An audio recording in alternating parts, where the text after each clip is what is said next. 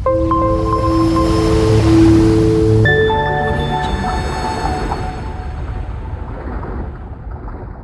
साल पहले मिल्की वे के एक बड़े स्टार फॉर्मेशन रीजन के देवहैकल धूल और गैस के एक मालिक्यूलर बादल का कुछ हिस्सा टूटकर अलहदा हो गया। आहिस्ता आहिस्ता इस हिस्से की कशीश शकल ने तमाम मादा को मरकज़ में मुर्तकिज़ करना शुरू किया। बहुत अरसा बाद आखिरकार गैस के इस टुकड़े का बहुत बड़ा हिस्सा करवी सांचे में डल गया।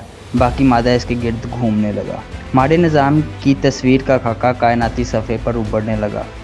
कुछ अरसा बाद इस करवी शक्ल के गैसी और कसीफ मादे की सूरत कुछ और निखर गई और इस तरह हमारा सूरज एक सितारा बनने के पहले मरहला में दाखिल हो गया। बलिहाज कमियत मुख्तलिफ सितारे मुख्तलिफ मराहल से गुजरते हैं। चैनल पर नए आने वाले दोस्तों से गुजारिश है कि इस मुनफरिद चैनल को सब्सक्राइब करें और बेल आइकन पर क्लिक करें ताकि नए आने वाली वीडियोस आप तक बआसानी पहुंच सके। अस्सलाम वालेकुम दोस्तों, मैं हूं मोहम्मद फाइक और आप देख रहे हैं इन्फोवेव्स। Protostar phase. इस वक्त हमारा सूरज गैस और धूल का मजमुआ था जो तकरीबन एक सितारे जैसी करवी शक्ल अख्तियार कर चुका था।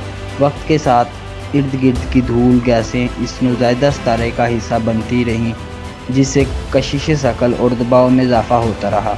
तवानाई और हरारत का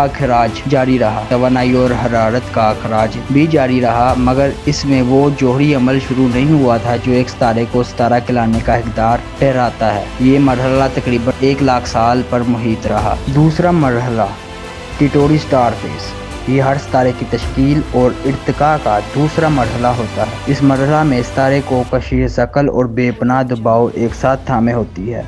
दर्जा हरारत और मरकज़ी दबाव शदीद था, मगर अब भी इतना नहीं था कि सूरज में जोहरी अमल शुरू हो सके।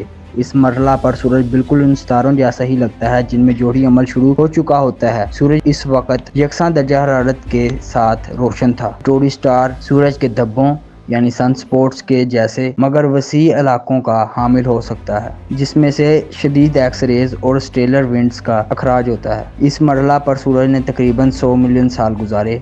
तीसरा मरहला मेन सीक्वेंस फेज होता है। कायनात में सितारों की अक्सरियत मुख्तलिफ साइज़, कमियत, रंग और चमक के साथ एक मरहला पर है।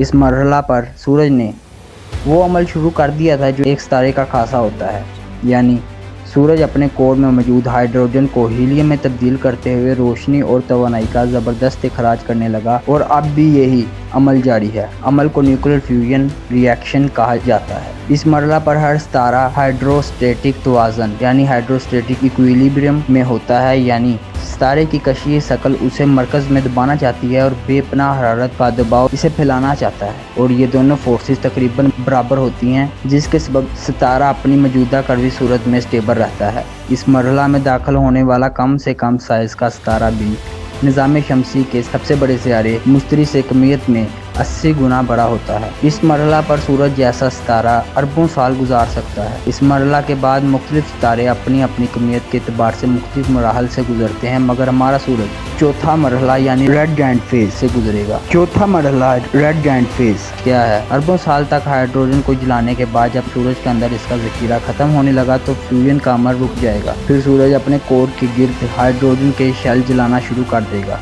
और सूरज के साइज में ड्रामी तौर पर इजाफा होने लगेगा। इस तरह सूरज सुर्ख जायंट फेज में दाखिल हो जाएगा, यानी रेड जायंट स्टार बन जाएगा। हाइड्रोजन शेल मुकम्मल जलने के बाद सूरज में सिर्फ हीलियम रह जाएगी। सूरज अपनी ज़िंदगी और चमक दमक को कायम रखने की कोशिश में कोर में मौजूद हीलियम और दीगर भारी अनासर को भी जलाना शुरू कर देगा, जिससे शदीद हरारत पैदा होगी जो कशीश शकल पर काबू पाते हुए सितारे को मज़ीद तेज़ी से फैलाना शुरू कर देगी। फैलते फैलते बिलाकर सूरज अपने मेन सीक्वेंस फेज वाली जिसामत से 100 गुना ज़्यादा बड़ा हो जाएगा। इस मरहला पर सूरज चंद 100 मिलियन साल गुजारेगा। पांचवा मरहला वाइट ड्वार्फ फेज है। तमाम हीलियम और दीगर भारी अनासर जला चुकने के बाद सूरज ठंडा होने लगेगा, जिससे कशिश शकल दोबारा गालिब होने लगेगी।